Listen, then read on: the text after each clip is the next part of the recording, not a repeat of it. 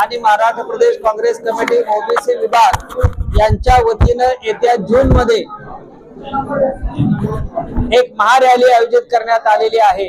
या रॅलीसाठी हर्षवर्धनजी सकपाळ वडेट्टीवार यांच्या वतीनं काँग्रेस पक्षाने हा कार्यक्रम जाहीर केलेला आहे। त्यासाठी सन्माननीय ओबीसी देशाचे नेते सन्माननीय अशोकजी गेहलोत, आमचे राष्ट्रीय अध्यक्ष अनिलजी जैन साहेब हे सुद्धा या कार्यक्रमाला उपस्थित राहणार असून आमचे प्रांताध्यक्ष आणि सीएलपी लीडर राहुल गांधी आणि प्रियंका गांधीजी यांची भेट घेण्याकरता दिल्लीला पाचारण झालेले आहेत। जूनच्या दुसऱ्या आठवड्यामध्ये हा महामेळावा महाराष्ट्रामध्ये सर्वात मोठा ओबीसीचा न भूतो न भविष्यती मेळावा औरंगाबाद छत्रपती संभाजीनगर येथे येत्या जून मध्ये होणार आहे। त्याची पूर्वतयारी म्हणून महाराष्ट्रामध्ये अनेक जिल्ह्यामध्ये आमच्या बैठका चालू आहेत आणि मला खात्री आहे की हा मेळावा अतिशय फार मोठा होईल। त्याच्या पाठीमागचे एक कारण आहे की तुम्ही लोकशाहीमध्ये आज जनगणना घोषित केलेली आहे, पण ती कशी करणार, त्याची पूर्वतयारी काय आहे, त्याचं काही इम्प्लिमेंटेशन कसं करणार आहे, कोणती तयारी नाही, असं असताना तुम्ही घोषणा केलेली आहे।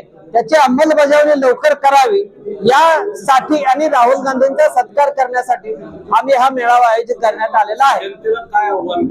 जनतेला मी आव्हान करणार की आम्ही जर लढा या लोकशाहीच्या मार्गाने जर आम्ही काही लढा उभारला, जाती जनगणना करण्याकरता जर आम्ही काही लढा उभारला तर जनतेने आमच्यामध्ये आमच्या पाठीशी उभं राहावं आणि हा मेळावा यशस्वी करावा।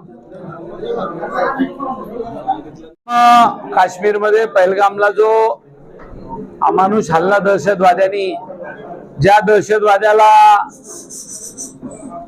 पाकिस्तानने खतपाणी घातलेलं आहे, त्या दहशतवाद्यांना पहलगाम मध्ये हमला केला आणि भारताचे निष्पाप नागरिक त्याच्यात मारले गेले। त्याला डोळ्यासमोर ठेवून भारत सरकारने आणि विशेषतः आमच्या हवाई दलाने जो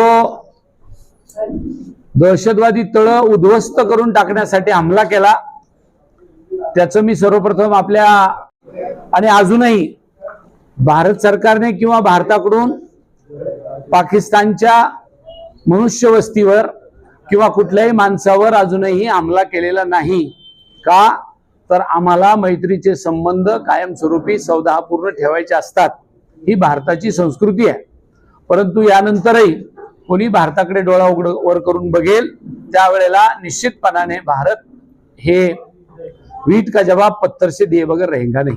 सर, एकीकडे हिंदू मुसलमान करून सगळी राजनीती करण्यात येते, पण ऑपरेशन सिंधूरचं जर नेतृत्व बघितलं आपण तर त्या कर्नल सोफिया कुरेशी मुस्लिम समाजाच्या महिलांनी केलं, कसं बघता येईल?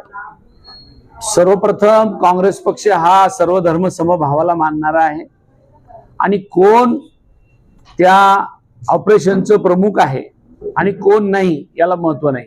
ते भारताचे सैन्याचे प्रमुख आहे आणि ते भारतासाठी लढताय। हे जातीवादाचं विष आपण त्याच्यामध्ये न टाकलेलं बरं। सर, राज ठाकरे म्हणतात का युद्ध हा यावर पर्याय नाही? कोण म्हणतात? राज ठाकरेंचं स्टेटमेंट आहे युद्ध हा यावर पर्याय। आपण आजही पाकिस्तानाबरोबर युद्ध केलं नाही। आज आपण काय केलंय? आज आपण दहशतवादी ज्याला खतपाणी घालायचं काम पाकिस्तान करत होतो त्यांचे तळ जिथं प्रशिक्षण दिलं जायचं ते उद्ध्वस्त करण्याचं काम आपल्या सैन्याने केलं, आपल्या हवाई दलाने केलंय। त्यामुळे जेव्हा केव्हा पाकिस्तान आणि भारताचं पुन्हा युद्ध होईल त्याला म्हणावं आपण युद्ध, त्यांना कळलं नाही कदाचित की ते युद्धच नाहीये। सर, एक खासदार म्हणून जनतेला काय आव्हान करतात? आपल्या देशाची राष्ट्रीय एकात्मता शाबूत राहिली पाहिजे आणि देशाला राहुल गांधी साहेबांनी मोदी साहेबाला पाठिंबा दिला, तुम्ही जो निर्णय घ्याल त्याच्या पाठीशी आम्ही खंबीरपणे उभे आहोत।